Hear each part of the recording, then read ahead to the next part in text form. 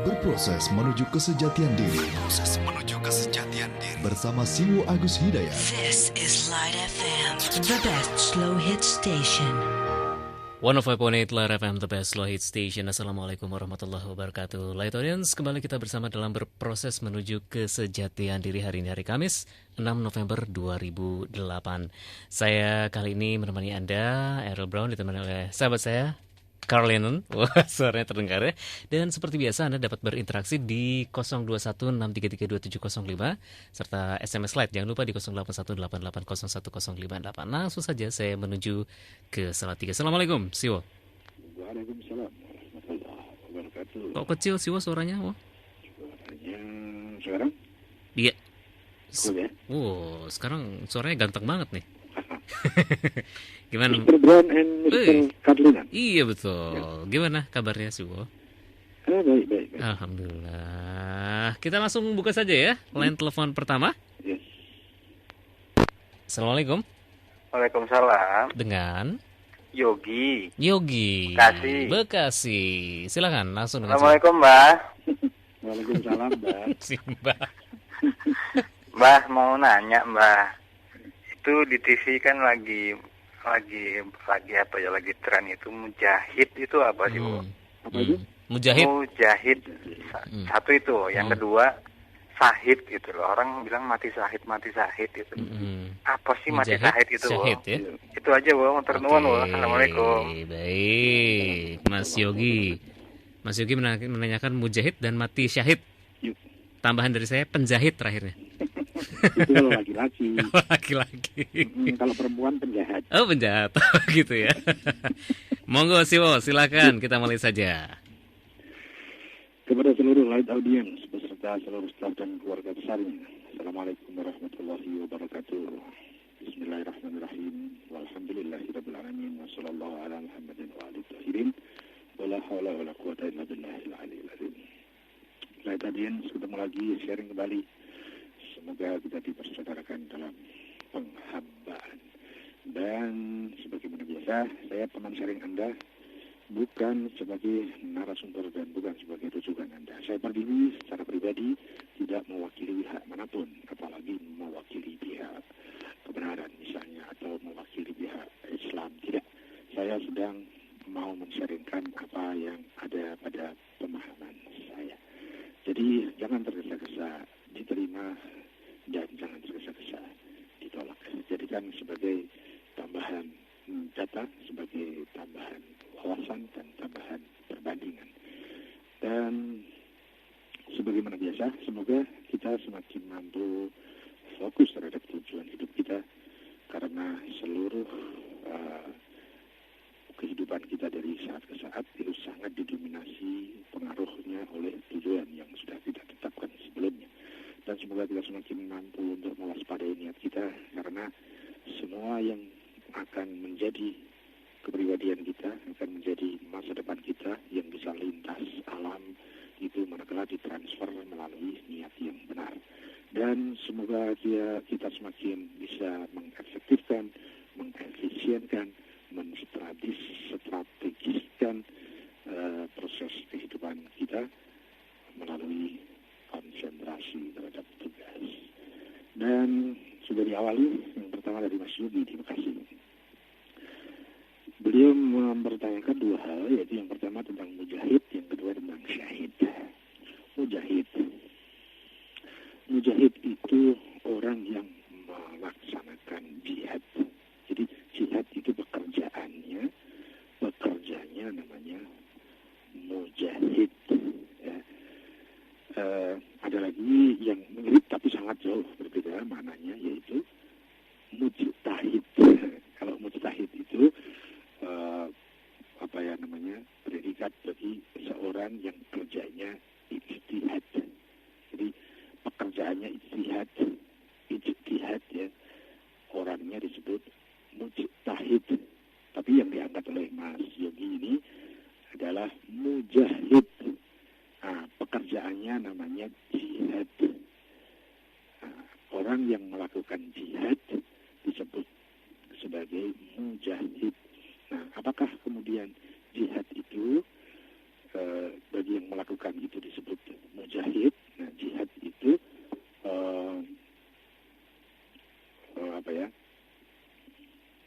definisinya bisa berbeda ya antar pendefinisi satu dengan pendefinisi lain. Tetapi kalau definisi yang paling basic itu adalah manakala seseorang dia bersungguh-sungguh memanfaatkan sarana-sarana pemberian dari Allah dalam rangka untuk menyempurnakan kebenaran dalam dirinya maupun menyempurnakan kebenaran bagi masyarakatnya. Ya. Jadi orang yang berjihad adalah orang yang memanfaatkan karunia sebagaimana fungsinya. Nah, nanti juga tingkat jihad itu berbeda-beda, tapi secara global ada jihad yang sering dibahas. Itu ada jihad yang sifatnya jihad dakwah, ya. Itu juga ada aturan mainnya, dan juga ada jihad vital, jihad dengan perang. Jadi ada jihad dengan perang, ada jihad dengan dakwah. Itu masing-masing ada aturan mainnya. Nah, orang yang melakukan itu dia disebut orang yang sedang berjihad. Nah, kemudian orangnya disebut mujtahid. Tapi ada jihad yang seluruh jihad dianggap kecil manakala berhadapan yang satu hal. Yang satu hal ini disebut sebagai jihad yang terbesar, yaitu jihadun nafas. Jihad untuk memerangi egonya sendiri, memerangi hawa nafsunya sendiri, memanage nafsunya. Itu adalah jihad yang terbesar. Jadi kalau dibandingkan dengan jihad yang satu ini, semua jihad disebut kecil. Bahkan jihad dalam perang itu juga disebut sebagai jihad yang asghar, jihad yang kecil. Sementara jihadun nafas disebut sebagai jihad akbar. Nah, jadi ini mencakup pemahamannya itu sangat luas. Siapapun yang dia berjalan di dalam jalan kebenaran dengan tujuan benar, dengan niat yang benar, dan dengan cara yang benar, maka dia disebut sedang berjihad. Meskipun tingkat-tingkat mutu jihad itu bertahap-tahap dan ada gradasinya. Kurang lebih seperti itu. Jihad yang jihad kecil tidak akan memenuhi syarat manakala jihad besar belum dilakukan. Maka jihad besar itu jihad terhadap dirinya sendiri, manakala dia sudah berhasil untuk bersungguh-sungguh memanage dan memerangi keburukan-keburukan di dalam diri. Nah, dia akan, itu merupakan satu syarat sukses manakala dia akan berjihad keluar diri. Ya, nanti ada jihad dakwah dan ada jihad perang. Kurang lebih seperti itu tentang jihad dan mujtahid. Nah, orang yang sedang berjihad, manakala pada rangka dia berjihad itu kemudian dia mati, maka dia matinya disebut mati syahid. Yaitu mati dalam rangka kesaksian dirinya terhadap penghambaannya terhadap Allah Subhanahu wa Ta'ala. Kalau syahid, kita mengenal istilah syahid itu juga ada di dalam syahadat, gitu ya. Itu akar katanya sama antara syahid dan syahadat. Yaitu bentuk bahasa bebasnya adalah bersaksi atau sebuah pengakuan. Nah, kesaksian itu ada yang secara lisan, ada kesaksian yang secara ilmu, ada kesaksian yang lebih tinggi lagi, yaitu kesaksian secara spiritual. Nah, kalau seseorang mati di dalam kesaksiannya, yaitu bahwa dia sedang mengaplikasikan dirinya dalam penghambaan kepada Allah, dalam tingkat manapun, dalam tingkat yang rendah atau yang sedang, apalagi yang tinggi, manakala dia pada posisi yang benar, tujuan hidupnya benar, kemudian niat dalam apa yang dia lakukan itu benar dan dengan cara yang benar, dan pada saat itu dia mati, maka disebut matinya mati syahid. Nah, mati syahid itu juga mutunya bertingkat-tingkat, bahkan ada mutu syahid yang pada skala tertentu dia sudah disebut sebagai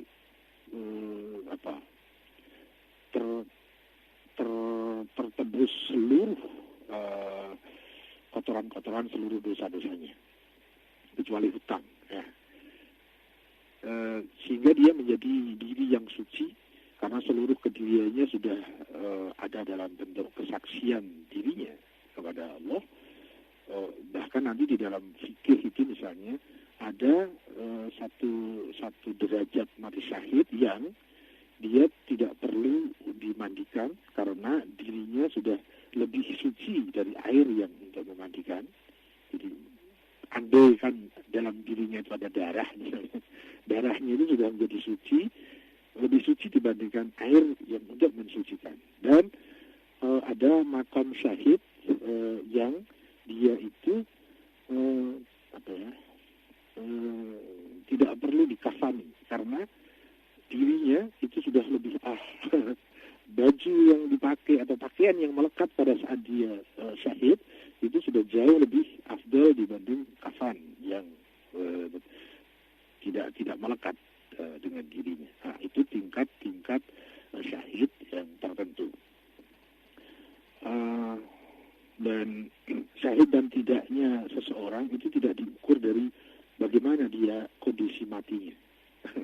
Bisa jadi syahid itu dia mati di dalam rumah, bisa jadi di luar rumah, bisa jadi dalam kondisi damai, bisa jadi dalam kondisi perang, bisa jadi dia matinya itu di jalan raya, bisa jadi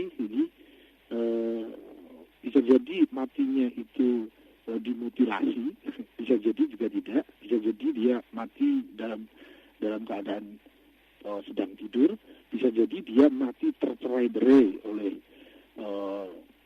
misalnya senjata musuh misalnya, atau dia terkena bom misalnya, atau dia terkena jadi kita tidak bisa melihat bahwa orang yang syahid itu maka kondisi fisik pada saat mati harus begini, harus begitu. Tidak ditentukan oleh itu.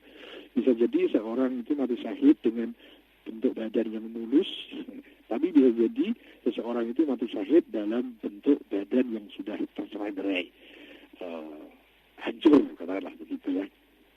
Ya, kurang lebih seperti itu. Tapi esensi dari seseorang disebut mati syahid manakala dia sedang melaksanakan tugas penghambaan kepada Allah. Nah, dia di rumah maupun di luar rumah, pada posisi damai maupun posisi perang. Baik itu wanita ataupun laki-laki. Misalnya dalam tingkat-tingkat tertentu, seseorang yang dia mencari nafkah bukan sekedar untuk mencari uang, tapi mencari nafkah dalam rangka melaksanakan tugas dari Allah Subhanahu wa Ta'ala.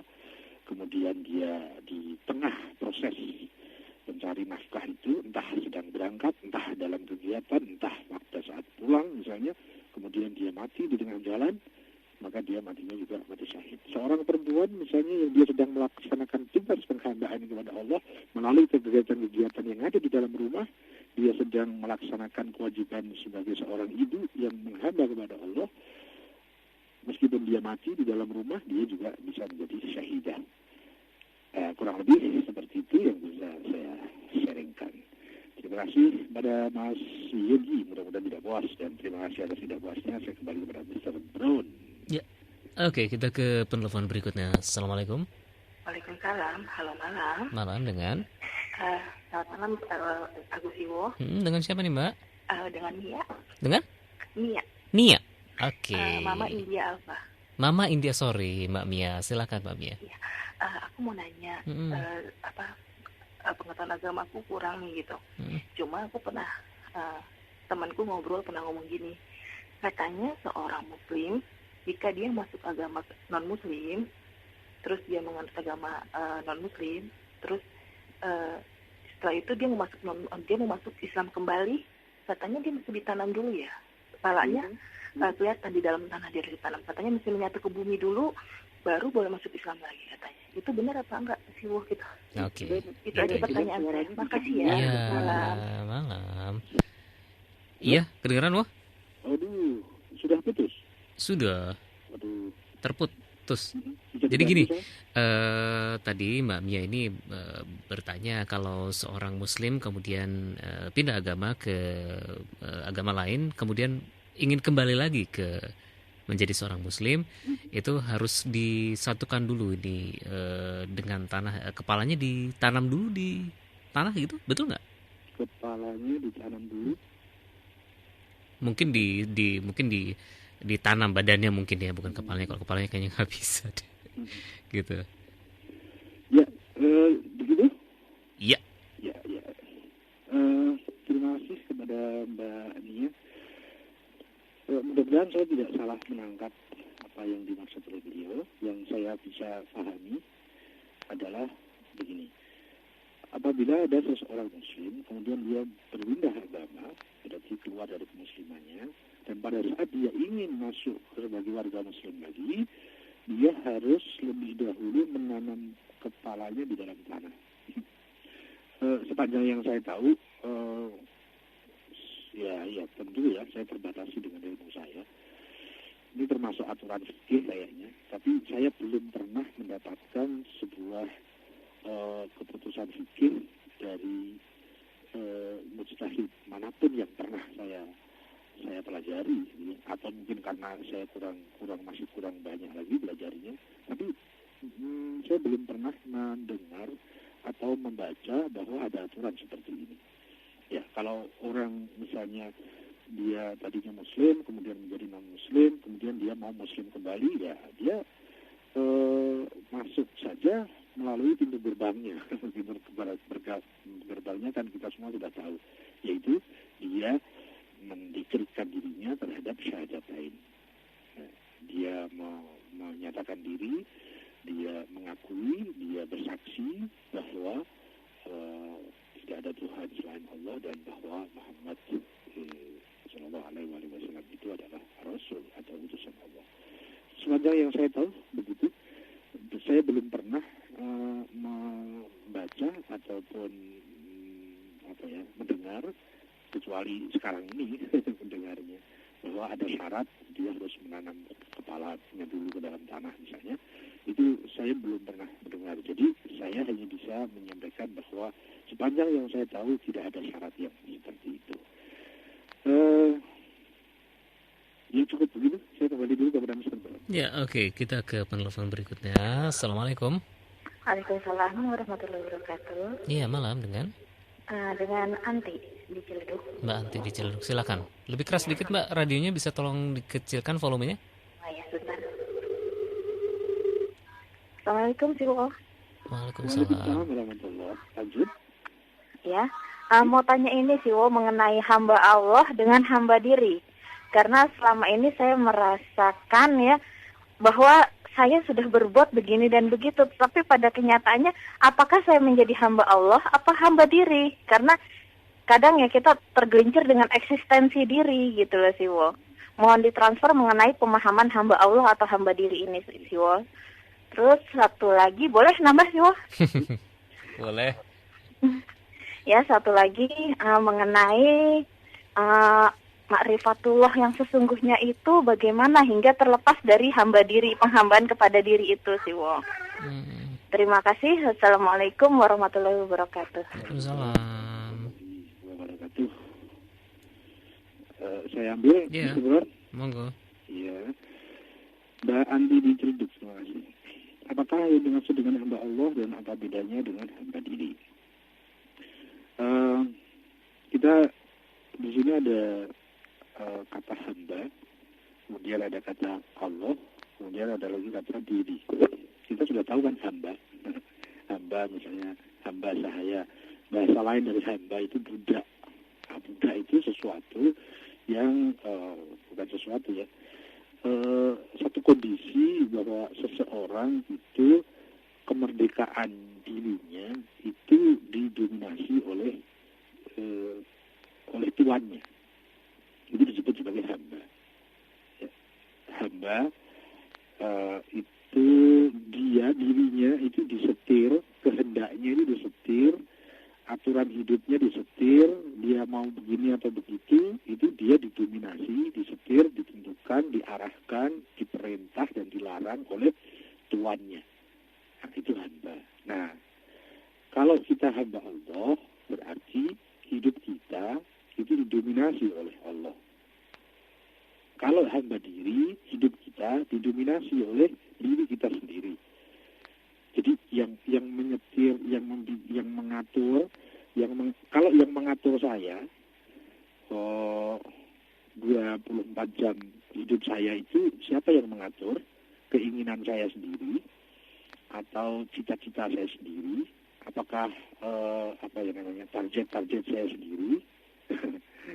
Nah, kalau itu semua yang menentukan itu adalah diri kita, maka berarti kita sedang menghamba kepada diri. Tetapi manakala tujuan hidup saya sesuaikan dengan yang menurut aturan Allah, kemudian cara hidup saya, motivasi semangat hidup saya 24 jam sehari itu didominasi oleh aturan-aturan yang dari Allah, nah itu berarti menjadi hamba Allah. Jadi untuk lebih memudahkan adalah begini, 24 jam hari ini itu yang mendominasi saya siapa? Apakah saya sedang didominasi oleh bos saya, atau saya sedang didominasi oleh uang? Apakah saya sedang didominasi oleh istri? Apakah saya sedang didominasi oleh apa? Nah, itu yang bisa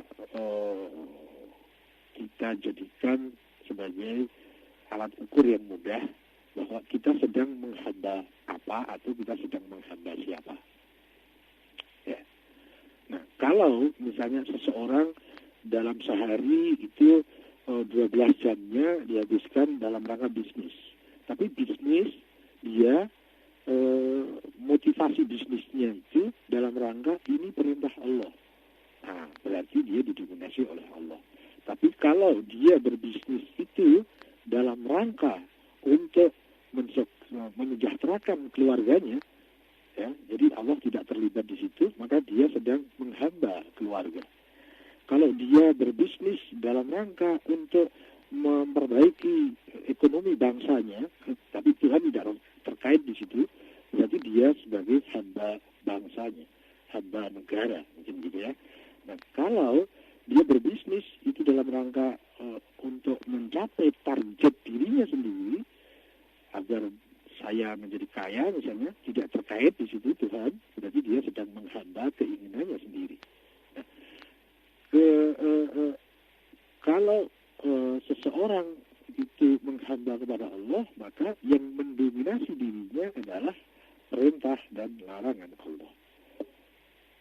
Ya, jadi mungkin lebih mudah untuk kita membedakan apakah saya sedang dalam posisi hamba Allah atau hamba diri. Ya, kita cek saja motivasi kita itu kemana. Kalau motivasi kita dalam rangka melaksanakan tugas dari Allah, kita tetap bisa melakukan bisnis, tentu dengan tujuan yang baik, tujuan yang benar, dengan niat yang benar, dengan cara yang benar.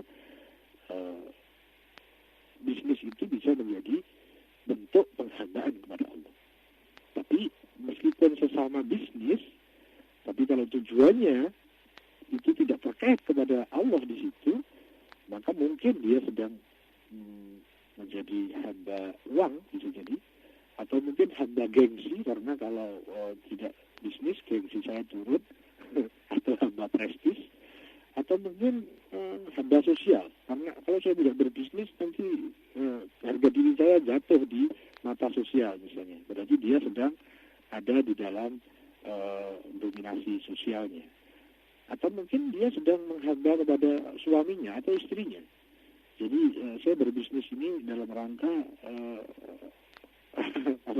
dalam rangka untuk menghandle kebutuhan istri dan anak-anak misalnya. Ya.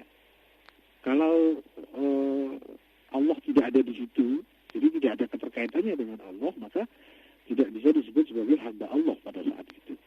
Jadi manakala tujuan kita itu dalam rangka mendekat kepada Allah, niat kita dalam rangka melaksanakan tugas dari Allah, dan cara kita menggunakan cara-cara yang benar sebagaimana kita pahami bahwa cara ini adalah yang diperintah oleh Allah, maka kegiatan apapun bisa menjadi satu aplikasi penghambaan kepada Allah. Tapi meskipun dengan aktivitas yang sama, tapi dengan tujuan dan niat yang berbeda, itu sangat menentukan. apakah dalam kegiatan itu saya sedang menjadi hamba Allah atau hamba yang lain selain Allah. Jadi yang sangat menentukan saya ini penghamba Allah atau penghamba yang lain itu sangat ditentukan oleh niat kita. Nah, kalau niat kita sekedar uang, berarti kita sedang menghamba uang. Kalau niat kita itu kita tujukan kepada keluarga, maka kita sedang menghamba keluarga. Kalau niat kita itu kita tujukan kepada suku, ras, golongan, bangsa dan sebagainya, berarti kita sedang menghamba itu. Tapi kalau motivasi niat kita bahwa ini yang menjadi pusat tujuan dan niat itu adalah Allah, maka apapun kegiatan yang kita lakukan dengan niat yang benar dan cara yang benar itu menjadi aplikasi bahwa saya adalah penghamba Allah. Kurang lebih seperti itu yang bisa saya sharingkan. Kemudian yang kedua, bagaimana ma'rifah yang sesungguhnya? Oh, ya seperti biasa, penjenengan kan sudah tahu jawabannya. Kalau ditanya yang sesungguhnya, yang sejatinya, yang sebenar-benarnya, itu saya hanya bisa angkat tangan karena saya sedang berproses ke arah itu. Saya hanya bisa memahami ma'rifatullah itu sebatas yang mampu saya pahami, dan itu masih dalam rangka terus berproses, tentu masih dalam ranah yang relatif. Jadi kalau ditanya ma'rifah yang sesungguhnya seperti apa, saya angkat tangan. Saya belum tahu mana ma'rifah yang sesungguhnya. Kurang lebih seperti itu ya. Jadi saya hanya bisa menjawab seperti itu. Kalau ditanyakan yang hakikatnya seperti apa, yang sebenar-benarnya seperti apa, yang sesungguh-sungguhnya seperti apa, saya belum mampu untuk menjawab hal yang seperti itu karena memang saya belum sampai ke sana. Kayaknya seperti itu yang bisa saya sampaikan kepada Mbak Anji. Mudah-mudahan tidak puas. Saya kembali kepada Mr. Bro. Baik, silakan yang lainnya di 0216332705 atau juga di SMS Lite 0818801058. Sharing berikutnya. Assalamualaikum. Halo, Pak Siwo ya? Iya, Assalamualaikum dengan? Saya tadi Mia, saya mau ralat lagi yang tadi. Kenapa Mbak Mia? Pak Siwo ngomong. Ini gini loh, Pak Siwo. Itu maksudnya direndam bukan palanya, maksudnya semua badannya, cuma palanya aja. Gitu. Kecuali kepalanya gitu ya? Itu katanya syarat utama untuk mutlak dia kembali seperti muslim lagi seperti dulu gitu. Oke. Itu palanya aja yang tinggal. Baik. Makasih ya. Iya. Pak Siwo. Silahkan Pak Siwo. Terima kasih Mbak Nia. Hebat bisa masuk 2 kali berturut-turut. Belum puas berarti? Iya. Ya kalau jadi saya salah paham kan tadi, saya pikir kepalanya di tanah. Ternyata ini badannya yang di tanah, tapi kepalanya tidak. Ya, tetapi jawaban saya kayaknya masih sama bahwa sepanjang yang saya tahu tidak ada syarat seperti itu. Ya. Jadi orang dari Muslim kemudian pindah agama ingin masuk Islam lagi, ya sudah dia perbaiki saja kesaksiannya, dia perbaiki syahadatnya dan bersaksi kembali dengan syahadat lain. Sepanjang yang saya tahu itu adalah pintu gerbang seseorang yang mau masuk ke dalam Islam. Terlepas dia dulu pernah masuk kemudian keluar dan ingin masuk lagi, atau sebelumnya belum pernah masuk dan ingin masuk. Jadi jawaban saya sama kayaknya. Dan saya kembali lagi ke Mr. Bro. Ya. Baik, kita ke penelpon berikutnya. Assalamualaikum. Waalaikumsalam. Dengan Fauzi di Depok. Mas Fauzi di Depok. Silakan lebih keras sedikit Mas. Oke. Assalamualaikum Siwo. Waalaikumsalam warahmatullahi wabarakatuh. Mohon lebih keras. Lebih keras mohon Mas. Baik Siwo. Begini Siwo, yang ingin saya tanyakan mengenai wajibkah kita memilih pemimpin seorang muslim, karena di dalam Al-Quran kan ada, kalau seorang muslim memilih pemimpin yang non muslim, apa sanksinya? Karena di sini ada beberapa surat di dalam Al-Quran menerangkan kita tidak boleh memilih pemimpin yang non muslim. Sanksinya itu loh. Sanksinya ya? Sanksinya. Oke, itu aja Mas Walji. Iya, betul. Assalamualaikum. Waalaikumsalam warahmatullahi wabarakatuh. Yang pertama tadi pertanyaan, wajibkah kita memilih pemimpin seorang muslim? Kemudian kalau tidak memilih muslim, sanksinya apa sih Bu?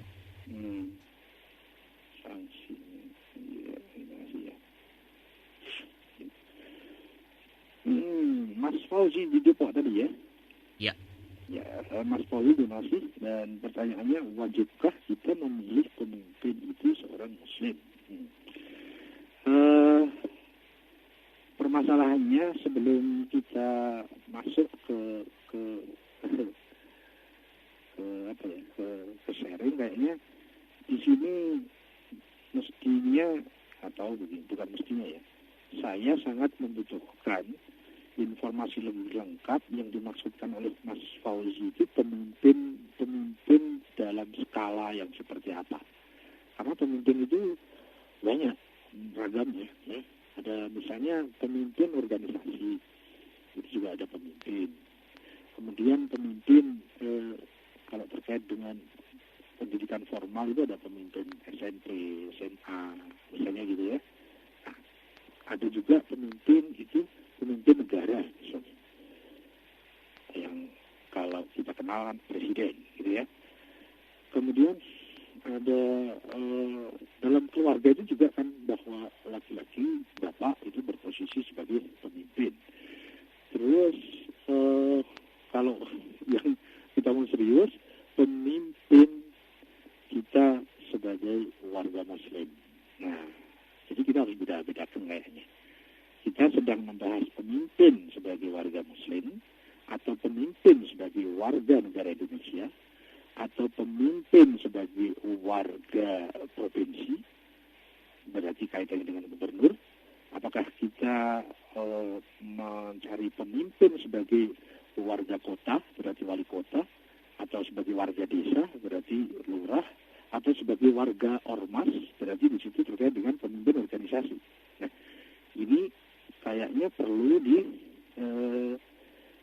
didetailkan, dispesifikasikan yang dimaksudkan oleh Mas Fauzi itu pemimpin yang mana, karena kita tidak bisa alat ukur A kita buat alat ukur B, gitu ya. Nah, kalau yang terkait itu adalah kepada pemimpin kita sebagai warga Muslim, nah ini kayaknya serius. Ya, berarti kita sedang membahas tentang sistem kepemimpinan Islam. Dan sistem kepemimpinan Islam itu sifatnya universal, tidak dibatasi oleh daerah, geografi, demografi, dan lain-lain. Jadi sifatnya universal. Nah, misalnya pemimpin kita sebagai warga Muslim, ya misalnya kan pemimpin tertingginya Allah. Kemudian pemimpin di bawahnya adalah wakil Allah, para nabi, para rasul misalnya ya. Kemudian ada pemimpin yang hierarkinya di bawah rasul. Nah, di sana misalnya disebut sebagai ulil amri. Nah, itu sifatnya universal terkait kepada kita sebagai warga Muslim. Nah, kalau kita sebagai warga Muslim kemudian mencari pemimpin, jelas dong tidak boleh memilih pemimpin yang bukan Muslim. Bahkan idealnya kita mencari seorang Muslim yang takwanya paling tinggi, sehingga dia relevan, proporsional untuk memimpin orang-orang takwa yang lain, orang-orang mukmin yang lain, dan orang-orang Muslim. Ya, idealnya dia seorang pemimpin dalam sistem Islam itu jelas dong harus orang Muslim, bukan sekedar Muslim, tapi orang Muslim yang imannya tertinggi, nilai takwanya tertinggi. Karena kalau dia nilai iman atau nilai takwanya tidak tertinggi, bagaimana dia bisa memimpin orang-orang mutakin dan mukminin di bawahnya? Ya gitu ya. Tapi kalau kita skopnya kita pindah, kita mencari pemimpin sebagai warga negara Indonesia. Itu syaratnya lain lagi. Bolehkah kita memilih pemimpin yang non-Muslim misalnya? Itu di sana ada aturan mainnya yang berbeda dengan yang pertama. Pada saat kita menjadi anggota ormas, kita sebagai warga ormas, ya kita pakai alat ukurnya beda lagi sesuai dengan bagaimana ADART yang ada pada ormas itu. Pada saat kita menjadi warga desa, khususnya bagi perempuan yang mau mencari pemimpin dalam masalah kepemimpinan keluarga, itu juga ada syarat-syaratnya lagi yang berbeda dengan yang pertama. Nah, saya tidak tahu spesifikasi yang dimaksudkan oleh Mas Fauzi itu adalah spesifikasi ruang kepemimpinan yang mana. Nah, saya mungkin meraba yang dimaksudkan adalah kita sebagai seorang muslim, gitu kan. Nah, kalau kita sebagai seorang muslim berarti kita mencari pemimpin, relevansinya kita sebagai warga muslim. Maka bolehkah kita memilih pemimpin yang non-muslim? Jelas tidak boleh dong. Dan di sana ada aturan mainnya. Bagaimana sistem kepemimpinan dalam Islam? Ya. Terus bagaimana sanksinya apabila kita memilih? Ya sanksinya kita sendiri dong yang akan keliru. Kita sendiri dong yang akan rugi. Bagaimana kalau kita misalnya mengangkat seseorang yang tidak proporsional sebagai pemimpin, tidak memenuhi syarat sebagai pemimpin, kita angkat sebagai pemimpin. Ya, akhirnya berarti kita tidak memenuhi syarat masuk di dalam sistem yang terkait kepada sistem kepemimpinan Islam itu. Iya kan? Kalau kita turunkan misalnya, kita memilih pemimpin kita sebagai warga bangsa. Tapi kita memilih tidak sesuai dengan aturan yang disyaratkan di dalam memilih pemimpin itu. Ya berarti kita bukan warga negara yang baik. Apakah sanksinya? Itu ada sesuai dengan aturan-aturannya. Bagaimana kalau misalnya seorang perempuan yang ingin mencari pemimpin dalam keluarga dan dia mencari yang di luar apa yang diatur oleh aturan main untuk mencari seorang pemimpin yang benar, yang semestinya, ya akhirnya sanksinya di sana akan ada sanksi-sanksi tertentu yang terkait dengan skop keterkaitan dengan perspektif mana kita mendudukkan diri dalam rangka mencari pemimpin itu. Apakah pemimpin keluarga, apakah pemimpin masyarakat, apakah pemimpin bangsa, atau pemimpin Islam. Ya, kayaknya kita harus pilah-pilahkan itu gradasinya dan masing-masing ada aturan mainnya yang tentu aturan main itu tidak sama antara skop kecil dengan skop besar, antara skop nasional dengan skop internasional, antara sebagai warga bangsa dan sebagai warga muslim. Kayaknya itu yang bisa saya sharingkan kepada Mas Fauzi. Mudah-mudahan tidak puas dan saya kembali kepada Mas Bram dan Mas Karlinan. Ya. Kembali kita buka lain di 0216332705 ya. Assalamualaikum. Waalaikumsalam. Ini alhamdulillah nih. Masya Allah. Dengan kembali nih. Oh, iya. Oke, tadi saya mohon maaf mungkin lebih spesifik lagi begini sih. Menjelang pemilu ini loh. Maksud saya seperti itu sih. Kalau kita memimpin pemimpin Islam wajib dari Islam. Tapi yang lebih spesifik, maaf tadi saya kurang teliti, pemimpin bangsa yang non-muslim, begitu sih. Ya, dua lah, pemimpin bangsa dan masyarakat. Oke. Baik, Mas Fauzi. Iya, Mas Fauzi. Waalaikumsalam warahmatullahi wabarakatuh. Hebat tadi. Hebat ya? Iya. Dua kali terus ya? Iya. Saya aja susah nih masuknya. Iya Mas Fauzi, terima kasih. Berarti sudah dispesifikkan terkait dengan kepemimpinan bangsa. Berarti kita duduk sebagai warga bangsa. Gitu kan? Jadi jangan disamakan bahwa kita sedang duduk sebagai warga muslim. Karena sebagai warga muslim, sistem kepemimpinannya itu diatur oleh Islam. Sementara kalau kita sebagai warga bangsa, sistem kepemimpinannya itu diatur oleh kesepakatan bangsa. Ya, jadi kita sudah mempunyai kesepakatan di dalam masyarakat bangsa ini. Antara lain kesepakatan itu berupa yang menentukan syarat-syarat siapa yang boleh dipilih dan tidak itu dirumuskan oleh wakil-wakil rakyat yang disebut dengan DPR, gitu. Sehingga dari DPR sudah menentukan syarat-syarat pemimpin bangsa itu begini dan begitu, dan itu merupakan sebuah kesepakatan bangsa bagi yang menyepakati dengan sistem perwakilan rakyat seperti itu. Ya, jadi kalau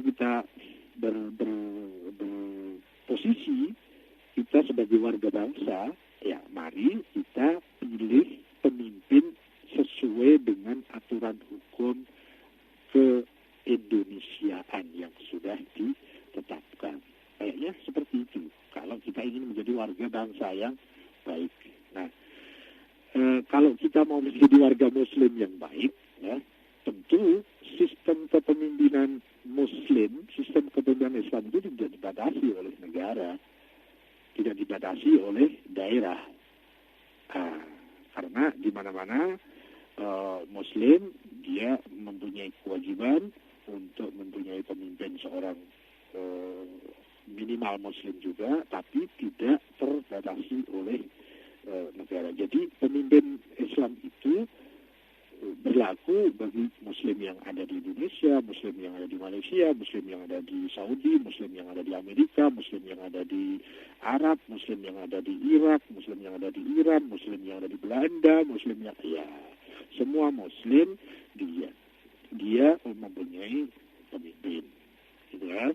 Itu skop kita sebagai warga Muslim. Kalau kita sebagai warga negara, ya mari kita memilih pemimpin yang memenuhi syarat sebagaimana yang sudah ditetapkan oleh kesepakatan bangsa yang diwakili oleh peraturan dan perundang-undangan. Kurang lebih seperti itu yang bisa saya sharingkan. Terima kasih Mas Fauzi. Mudah-mudahan teman-teman tidak puas dan bisa dilanjut di HP FM. Kecuali teman-teman bisa masuk lagi. Monggo. Ya, baik. Kita coba lagi yang ini. Apakah Mas Fauzi atau Mbak siapa tadi, Mbak Mia ya? Assalamualaikum. Assalamualaikum. Waalaikumsalam warahmatullahi. Dengan? Assalamualaikum Siwo. Ya, dengan siapa nih? Dengan Pak Edo nih. Dengan? Pak Edo. Pak Edo. Iya. Silahkan. Saya ingin bertanya Siwo nih. Bagaimana cara kita memandang dan menyikapi kematian? Itu satu. Bagaimana? Bisa diulang? Bagaimana cara kita memandang dan menyikapi kematian, Siwo? Memandang yang dan kedua, menyikapi kematian sih, bisa dikasih salah satu contoh? Bisa ada contohnya Pak Edo? Ya, kita memandang dan menyikapi kematian itu seperti apa sih, Wo? Jadi kita kan selama ini melihat kematian sesuatu yang menakutkan begitu sih, Wo. Jadi cara kita memandang dan menyikapinya itu harus bagaimana gitu sih, Wo. Ya, oke gitu aja sih, Wo. Ya, baik Pak Edo. Terima kasih sih, Wo. Assalamualaikum. Waalaikumsalam warahmatullahi wabarakatuh. Bagaimana kita memandang dan menyikapi kematian? Bagaimana cara kita memandang kemudian menyikapi kematian? Ada satu kaidah yang lama sekali kita tidak ungkap ulang lagi, dan kaidah ini sangat mendasar, yaitu begini.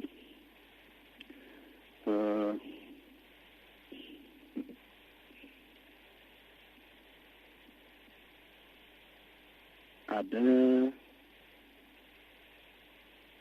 manakala kita salah memahami, maka kita akan cenderung salah mensikapi. Bahkan manakala kita sudah benar dalam memahami, belum tentu kita benar dalam mensikapi sesuatu. Apalagi kalau terhadap sesuatu itu kita memahaminya saja sudah salah, maka kecenderungannya lebih banyak kita akan mensikapinya juga dengan salah. Ya, misalnya kalau saya itu memahami kalau Mr. Brown ini orangnya misalnya orangnya itu keras gitu ya. Tapi saya salah dalam memahami itu. Maka pada saat saya ketemu sama Mr. Brown, saya sudah pasang diri, saya akan berhadapan dengan orang yang keras gitu ya. Nah, maka sikap saya kan menjadi salah. Ternyata Mr. Brown itu orangnya lembut. Cuma mungkin dari informasi macam-macam, kemudian masuk dalam persepsi saya, yang kemudian persepsi tadi membawa saya kepada kesimpulan, mungkin termasuk kesimpulan yang terus gesa-gesa karena belum check and recheck ya. Ya, jadi pemahaman kita terhadap sesuatu itu sangat mempengaruhi sikap kita terhadap sesuatu. Kalau misalnya begini, ada sebuah bungkusan di sebuah sudut mall misalnya. Karena informasi ini itu kita memahami bahwa itu bom. kita akan punya sikap yang sangat terkait dengan pemahaman kita itu. Kita sangat berhati-hati dan kita merasa takut dekat dengan sesuatu itu yang misalnya ada di dalam tas kresek misalnya gitu ya. Nah, tapi manakala kita memahami bahwa di dalam tas kresek itu hanyalah sampah, ya sikap kita akan sangat berbeda. Mungkin akan kita ambil, kita buang, tidak sampah, selesai. Tapi kalau tas kresek yang isinya sampah itu kita pahami bahwa isinya bom, kita mau mendekat saja takut. Jadi pemahaman kita itu sangat mempengaruhi sikap kita terhadap sesuatu. Siapa yang salah memahami sesuatu, maka cenderung dia akan salah dalam mensikapi sesuatu tersebut. Itulah maka kalau kita tidak hati-hati dalam informasi, kita bisa terjebak seperti itu dan menjadi makanan empuk bagi para provokator dan para penfitnah. Karena fitnah yang sudah menjadi opini itu akan membentuk sebuah pemahaman, meskipun pemahaman yang tidak valid, tapi pemahaman yang tidak valid itu sudah bisa membentuk sebuah sikap-sikap yang sesuai dengan apa yang dia pahami. Jadi luar biasa dahsyatnya informasi itu kalau kita tidak berhati-hati. Kalau kita tidak berhati-hati terhadap informasi, kalau kita tidak tertib di dalam menginformasikan atau menerima informasi, maka kita akan sangat mudah terjebak salah mensikapi kepada sesuatu atau kepada seseorang. Itu bahayanya fitnah dan provokasi itu bisa seperti itu.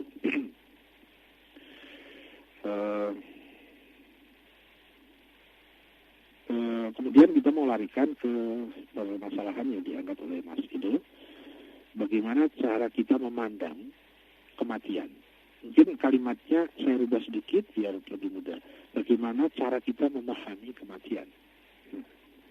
Nah, itu nanti akan sangat berpengaruh terhadap bagaimana kita mensikapi kematian. Yang saya terima,